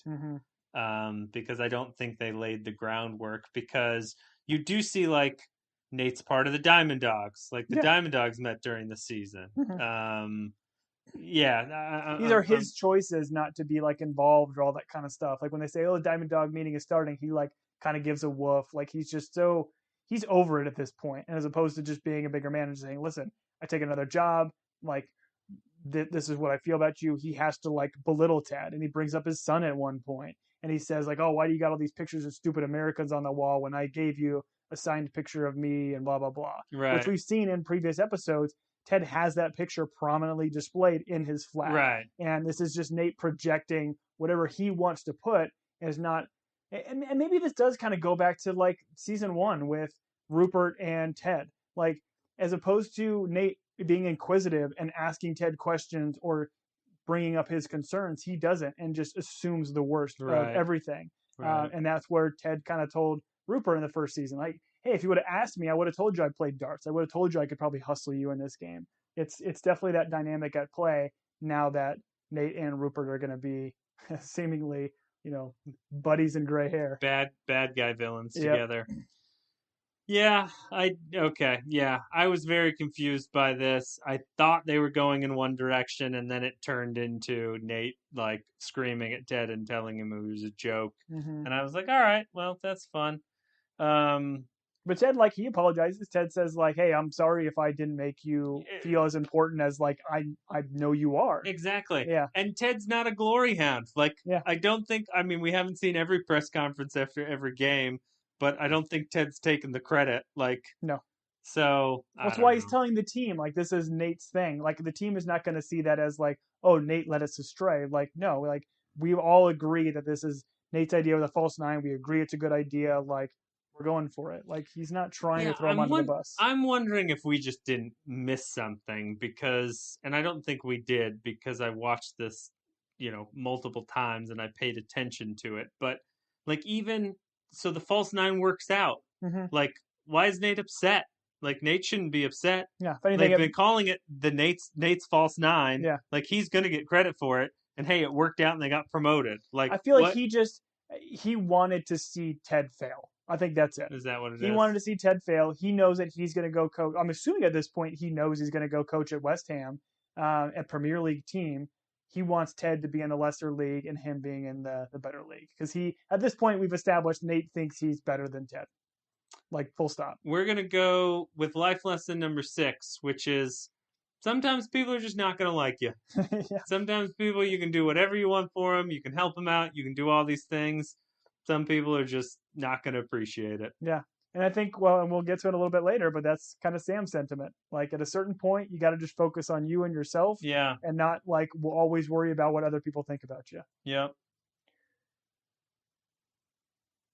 Then we are back at the game. Sam scores. Mm-hmm. The false 9 is working. Beautifully. We roll into stoppage time. It's working very late. I think they were in the 80th minute or whatever when they score their first goal. So that was... It's 2-1, and then we find out because of all the other games ending that AFC Richmond just needs a tie. Mm-hmm. The draw. A draw. They need a draw. I'm sorry, they need a draw in their drawers. Did you notice the digital banners all around the stadium though during this sequence? Yeah, I was like, oh, are these all fake advertisements? It was very prominent. Or those real advertisements? They were fake. Did you see what the advertisement was for though? No. It was for Doner Kebabs. Doner Kebabs. I think it was the kebab shop. The kebab guy. Which good for that guy for being able to afford that advertisement. Oh yeah. Or maybe it was just Roy, did it as a favor or whatever. Well, he's got all that hair and the kebab money from all true. those countersuing suits. I thought that was a funny little catch. The announcers are like, we just need one moment of individual brilliance. And that's when they flip the ball. Jan Moss does a pass from the defense over to Jamie. Clearly offsides, right? Miles. Okay, thank you. Just miles offside. The way I think we've established I don't know a lot about football or soccer, but I do know that 2 Richmond players are both offsides. I think you could have made the argument. I think it was either Sam or Danny. They were running maybe closer to offsides, but when it cuts to that wide shot, Jamie is just literally probably 10, 15 yards off, and he's the one that first makes the touch. It was 5-yard penalty. Take him back. But Jamie gets kicked, I'm assuming in the groin, and so he gets a penalty kick. And Jamie is going to take the penalty kick, and then he gives it to Danny. Mm-hmm. And I thought to myself, is this what's going through Jamie's mind? Is the moment too big for him? Is he trying to pass this off for Danny? Is he recognizing that Danny needs this based on what happened to Danny in the first season? I think so. What's happening here? I think so. I think Jamie has probably been taking all of the kicks since Danny's earlier incidents. And where he killed the dog. Where the dog died. Well, I do love how the announcer kind of comes on. It's and he's going to give it to Danny, who hasn't kicked a penalty since, it stops. He has more tact than I do. Yeah. But no, I think it's twofold. I think it's Jamie believing in Danny's abilities, and he knows that he can make this shot, and he wants to give him that redemption. I think in general, you usually have a penalty kick taker on your team. Every player is in practice going to take penalty kicks. It's not always the star forward or whatever that's going to take them. Some guys are just better at it. Some guys get in their head and they panic. There's some guys that are just really good at faking goalie one direction or another before they guess. But I think this is Jamie trying to give Danny his redemption.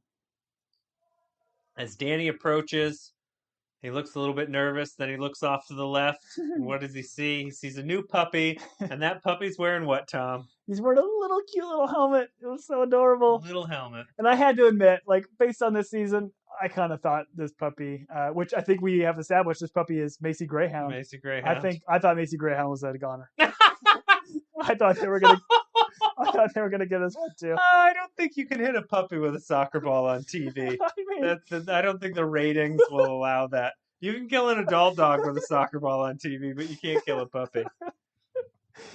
Danny, I felt the emotion of this moment where Danny goes, football is life. And he just, like, that actor, like, when he's happy and you see, like, his smile and, like, the joy. Yeah. Just great casting and great acting by him. I mean, so much fun. So they get the draw, which allows them to get promoted. We're going up. Nate's unhappy. Well, and the players all run onto the field, and like one of the coaches or the player gets like shoves Nate like almost to the side. Oh yeah, because Nate is just, completely indifferent on the sidelines, not happy at all. I did not understand this. It was his plan. It worked. But this leads us to Roy headbutting Jamie and us realizing that Roy has not forgiven Jamie. But he's like, oh, because I broke your nose, I can now hug you. I am Roy. Oi. Maybe that's how Roy forgives people. I am Roy. He headbutts them, and that's the forgiving. Because that's where Keeley fell in love with him. I did this so I could do this, and then he hugged him, and then they all celebrated. So that's how he apologizes. Yeah, I would think you could probably still hug someone without headbutting, but I'm not Roy. Oi. Then we're in the locker room, and I didn't like this at all. Ugh, I did not like this at all. What is on the desk, Tom? It's a very perfectly ripped Believe poster just sitting right there on the desk, which you obviously know is Nate doing this, but like, again, it's like, yeah, we hate it, or we get it. We hate Nate. We're not supposed to like Nate. Do you need him to destroy the banner that the team has just rallied upon? It was like, okay, season 1, we had bad guys. We had Jamie at times. We had Rupert at times. Season 2, our bad guy was mental health. Like we didn't really have a tangible bad guy. Yeah. Although I would argue Edwin Akufu could have come in earlier and been a bad guy. We'll get to that. In a very quick arc. But I feel like they're doing all this to they're like, we've heard your criticisms, people, that there was no foil in season 2. We're going to give you a foil of a lifetime. And it's Nick Mohammed in a weird gray wig. Anyways, so Sam then goes and turned down Edwin. Did you expect this? Did you see this coming? I think I did. I wasn't 100% sure what would happen, but I feel like when we got that sequence of Sam seeing the guys in the jerseys at the park or the kids, I feel like that was them telling us. No. Forgive me. Did you see? Edwin's turn being a heel?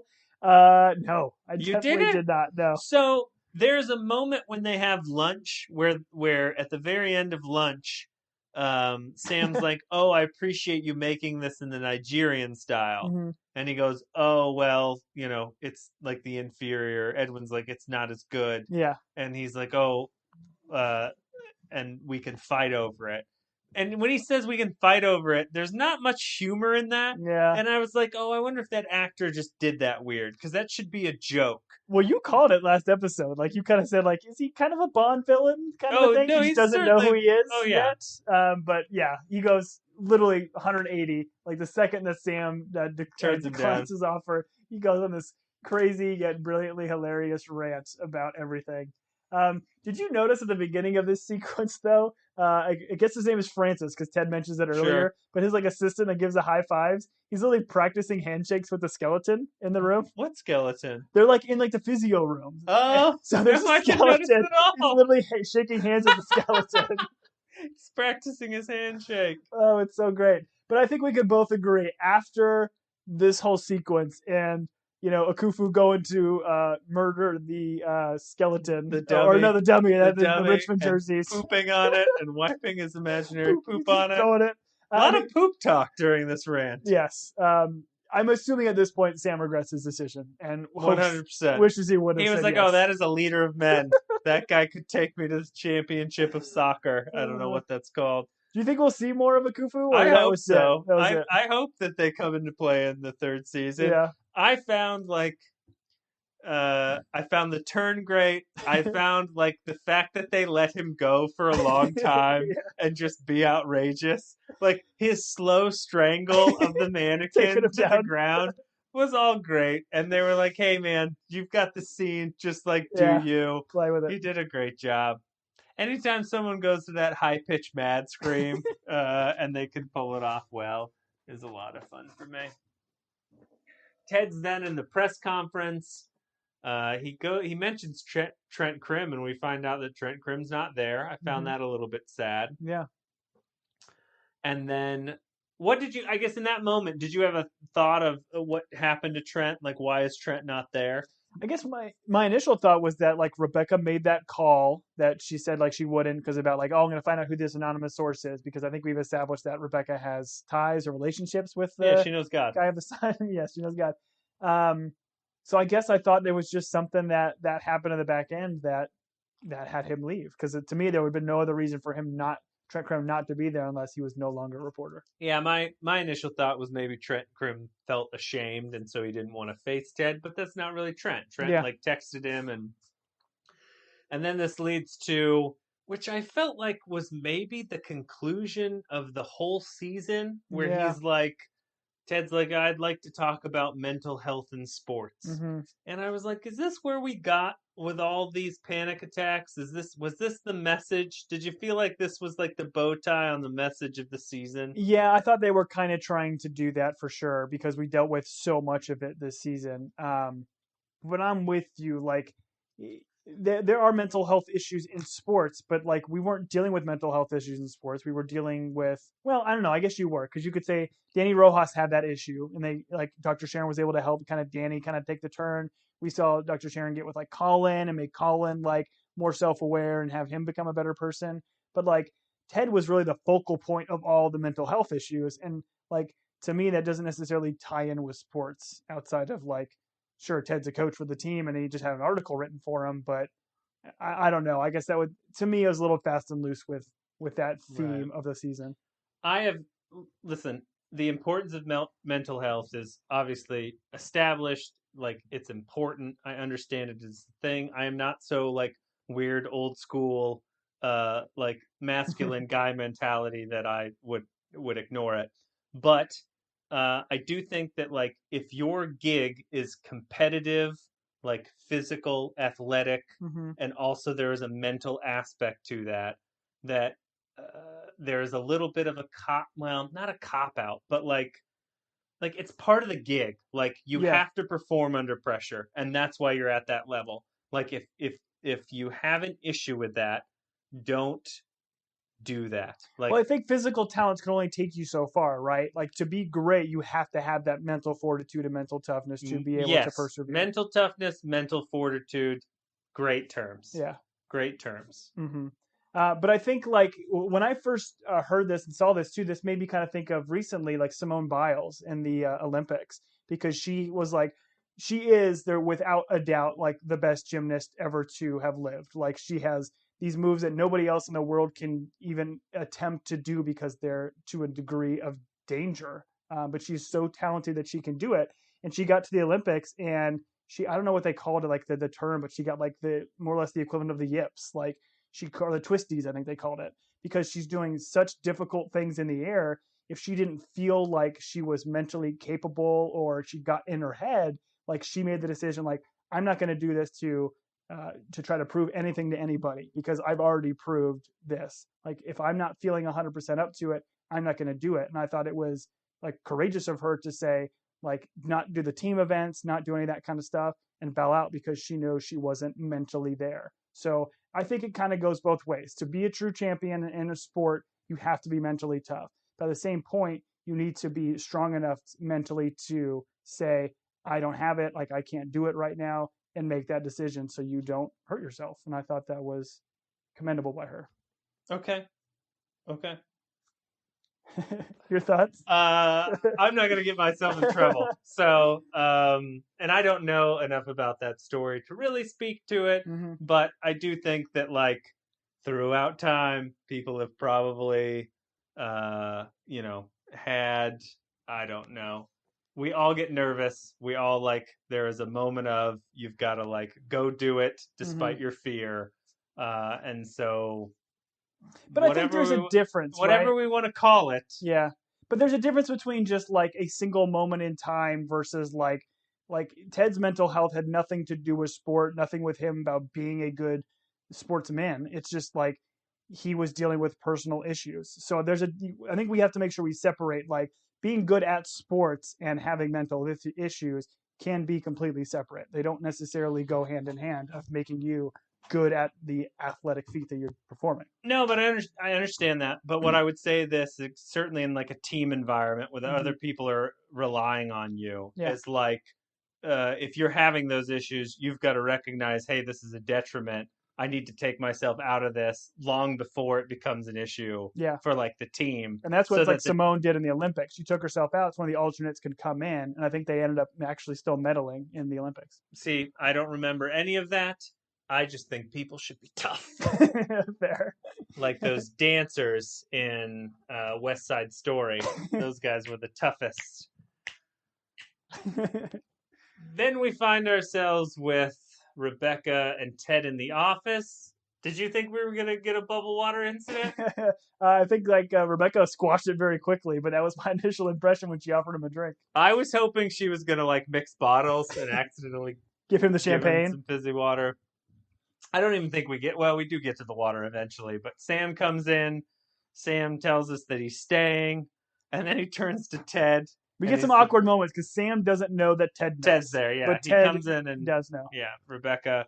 Mm-hmm. And he's like, hey, I'm not staying because of anyone else but me. I think this is good for my personal journey. Yeah.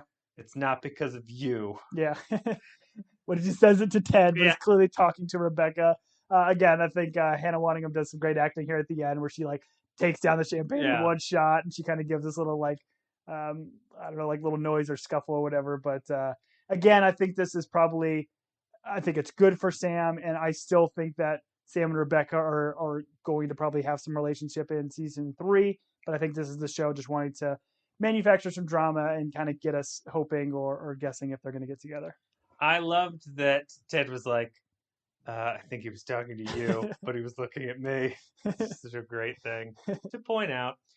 Then we cut from there, and Trent Krim is in the parking lot. Again, we got another thing of somebody just waiting outside for who knows how long for somebody else to come up. There must a lot of muggings must happen in this parking lot because people just loiter all the time. But wait a minute, he doesn't have a press pass anymore. How could he be there? I don't know. He shouldn't be there. I don't know, but we discover he can't ride a bike. He informs Ted's like, hey, why weren't you at the press conference? He's like, well, I am no longer working for the Independent. Yeah, he kind of said they found out that I gave away my anonymous source, and he's like, oh, I'm so sorry that happened. I didn't say anything. He was like, well, no, I was the one that did that. So I guess he was looking to quit or get a new gig, which would be odd to like throw yourself under the bus. There's probably other ways that you could, quit your reporting job. But yeah, he's looking for something deeper, is what he says. Said deeper. Do you have any thoughts? Like, what do you have any? Do you think he's gonna investigative journalism? Is he gonna create a murder podcast and solve murders in his building? My thought was he was going to start a Richmond podcast because everyone knows there's money in podcasting. Yeah, this is how we became triple commas. This is how we became triple. What was the word? Commas. Commas. I don't know how they work. I didn't know. The thing that confused me the most was not that he didn't know how to ride a bicycle, but the car being locked and him locking his keys in the car. I looked this up too because I thought it was weird. At first, my first watch through, I'm like, oh, this is just a funny bit. The guy just leaves his keys in the car. Haha, it's funny. It wasn't that funny though. But exactly. And like there has to be more to this. And from what I kind of gleaned from the internet, I think what the show's trying to do and tell us is that Trent's not going anywhere. It's the idea that Trent's going to still be around for season 3. Yes, he's not going to be a reporter, but they're likely going to keep Trent around in some other capacity. So Trent's just going to live in the parking lot? Well, the first thing that come to mind is Keeley's gone. They're looking for a PR person. Like maybe he pivots and does PR for Richmond. Is PR for a club deeper than being a journalist? I don't know. It depends on what kind of PR you do. I guess if you're doing PR and a podcast, Yeah. that's pretty deep. But I don't know. Do you have any thoughts on the keys in the car? I would assume that people love Trent Crimm just as a character and as an actor, that in the third season they're going to bring him in more. And I hope they do, because I love everything about Trent Crimm. I do appreciate he's like, why'd you assume I ride a bike? Because of my hair and my whole like aesthetic. He's like, yep, absolutely. But Ted makes the obvious joke, the great joke. Trent Crimm, independent. No longer he dropped the. He's like, yeah, my dad made the same joke. Dad's a funny guy. Yeah, all of Ted's jokes are dad jokes. Welcome to the business. Then we get the flash across the screen. Star swipe. 5 days later. Yes. We find ourselves in Keeley's office as she is picking up all her stuff. And Roy very nicely has bought them a 6-week vacation to some place I hadn't heard of before. And Keeley won't go. Is your thought, like, when you heard 6-week vacation, did that take you aback a little bit? No, I think of him like teachers. Like there's a soccer season, football season, and then in the off season they go on vacation. Okay, they obviously can afford it. Well, that's the thing. Like, made me think of like much like teachers, they can obviously afford it. Yeah, they are teachers so well. When I heard 6-week vacation, I'm like, oh man, it must be nice to be rich to be able to just afford staying in some sort of like villa for 6 weeks and being able to take time off. But that took me back a little bit. But I thought like Keeley's response was fair. Like, she didn't just start this company. Like, she started this company like a week ago. She's not waiting for 6 weeks to then start it. And just like Roy's thought of like, oh, there's going to be Wi-Fi there. You could still work. Like, trying to build up a company from the ground up. Like, if she's hiring people and things like that, people are probably not going to think a lot of her if she's leaving to go on some holiday for 6 weeks when, they're trying to build the company. So I thought it was fair that she wanted to stay. I agree with all that. Yeah. Me being a reasonable person, here's how this conversation goes. Thank you for getting us a 6-week vacation. There's no way I'm going to be able to go for 6 weeks. Mm-hmm. I'll probably be able to come out for 1, maybe at some point during that time. Is that an option? Yes, that's an option. Oi, that's an option.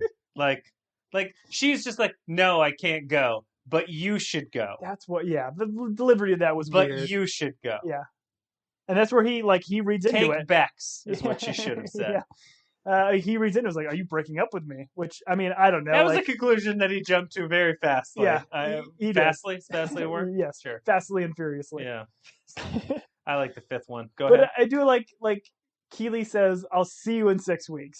But like, we've established like FaceTime is a thing in this world. Like, sure. They could still FaceTime and see each other. Like, I don't know. Like, I'm with Keeley that Roy definitely deserves a break. He deserves some kind of time off and to relax. But I don't think, and we all know this, like Roy going to relax by himself for 6 weeks is not the same with him going with Keeley and relaxing with Keeley, like his love. Like he wants to be with her and experience this stuff with her, not just sit on the beach by himself and eat bonbons or whatever he said he was going to gorge himself with. Not rehab his knee.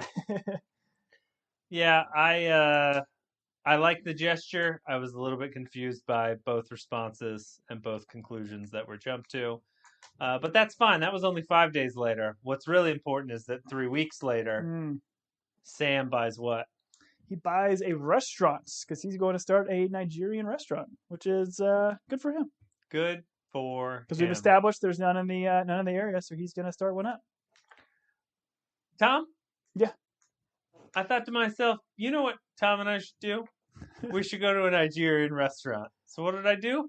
I got on the old Google machine, as you like to call it. Yeah. I looked up Nigerian restaurants in our area. Were there any? I'll give you a guess at how many Nigerian restaurants there are. I'm going to, unfortunately, probably say none. Okay. So 2 popped up. Okay. One of them, the only review was, this is not a physical location. I called the number. This doesn't exist. 1 star. Okay. The other one was not necessarily Nigerian, but maybe someone that is lumping Nigerian into some other cuisine. Okay. And it also had terrible ratings. So we're not going to be going to a Nigerian restaurant anytime soon. We can still get those, like, wasn't there like a chip or a biscuit or a cookie or something that Sam loved in the first season? Yeah, we Let's could go get a box probably of look up those. what those are. Yeah. Fiddle faddle, I think he calls them. So 3 weeks later was important. Mhm. What's more important is 2 weeks later. 2 months later. Oh. What did I say? He said 2 weeks. Okay. 2 weeks is important. 3 weeks is important. The movie 6 weeks is also important, but so is 2 months later. Who's dressed like Bond villains? Who's dressed like Raj Al Ghul from Batman the cartoon? Not any of the movies. It's our boy Nate and Rupert. And Nate, he's got his gray. It's now much grayer and a little bit longer. Like he just has like. Do you think it's? You said wig earlier. Do you think it's an actual wig, or do you think he just grew his hair out? I did not know what was going on. A part of me was like, "Oh, is he trying to do kind of a lasso side part thing?" Yeah. But that's not what it was. It was very strange. All I could think of is that Rupert, like the way he enters camera from the left and leaves from the right, I was like, oh, he's leaving a scene of Buffy where he's been turned into like an evil vampire. And that's all I could think about. Nate turns and comes to camera and you see 2 fangs. Oh, I was like, what is going on here? I hope they were proud of this scene. Yeah. I mean, like, they show Nate's, like, manager style where he's running this team like army or whatever, making them run like drills. It did have that effect. There's like just a cadence going on. No one's having any fun. Yep. No one's making any weird, obscure references. But yeah, again, it's just like, the show is just telling us apparently that gray hair is bad. Gray hair is bad. Black suits, black outfits are bad. He did have black suits. And he turns around and he walks right into camera. And he gives that smirk. It's like a wink or an eyebrow lift. I don't know. I was like, just show him coaching. Show him competently coaching because we know he's competent. Like, he's a good, like, soccer theorist. I don't know what the term is. Well, and it's also like a fourth wall, fifth wall. It's a wall break. Where he's looking at camera. Very strange. Odd for the show to do. Just, like, show him, like, doing good, like, tactically sound coaching, and I'd be like, oh, they're gonna have to deal with that. Like, Nate is with another club, but instead they go like super over the top Bond villain. What do you think we're gonna get in like season 3 in terms of like 2 games against West Ham? I don't know. Well, they're very good. They do play 2 games against them, home and away. Like, do you think they're gonna like cut and like show his arc? Is he just gonna be like a Rupert where he just kind of shows up randomly?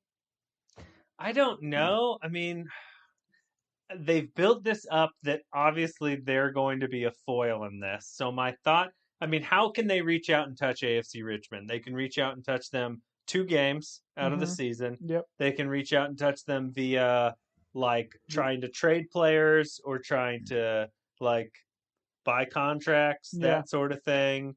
They can reach out and touch them via weird inner soccer dinners where they all get together. I don't know. Like that's I feel like they're like, oh, here are the bad guys for season 3. Yeah.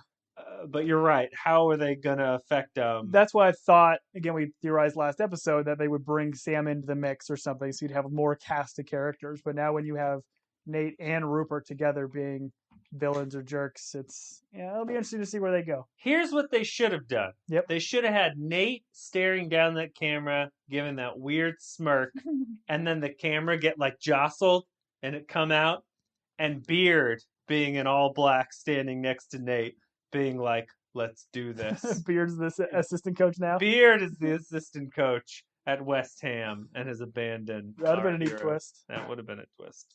A twist! Well, there you have it, Julian. End of season 2. Overall thoughts? I like season 1 better. Okay, that's I'll summarize it this way. I like season 1 better. I tend to agree. There were fun moments, but unfortunately I thought there were a lot more slog and a lot more odd character development that we didn't necessarily enjoy. We'll probably do one more recap episode to kind of talk through everything we liked, disliked, some of our favorite stuff. We'll do a little quiz game again. I think that was fun. We did for season 1. Yeah, now I know how hard you're going to make the questions, so I'm going to get you back this year. But again, always a fun time recording with you, my friend. And I'm interested to see what we get in season 3. For those of you that have questions, for those of you that have comments about all my comments this episode that I'm sure I'm going to get in trouble for, you can write us at teambingepodcast@gmail.com, or you can find us on Twitter or Facebook at Team Binge. We appreciate you listening. Thing that has kept us going during this whole process is knowing that there are millions and millions of you out there listening to us at least 3 times a day. Yeah. I would say me and Julian are pretty much like Nate. We just scroll through and look at all of your guys' comments. That's exactly and they right. build us up and they make us the men we are today, which is why we are both going gray. That's right. They build us up like buttercups. Tom, I'm not going to ask you what the next episode is called because actually, what's going to be the episode 1 of season 3 of Ted Lasso called? Tom, I'll give you the floor in order to, because I know you've got the inside scoop. Much like Trent Krim of Independent. Correct. You've got what the next episode is called, and it is called West Ham, more like East Ham. Oh yes. That laugh was legitimate. You got it. I spiked red. All right. All of you, thank you for your time. I've been Julian. I've been Tom. Have a great day, everybody.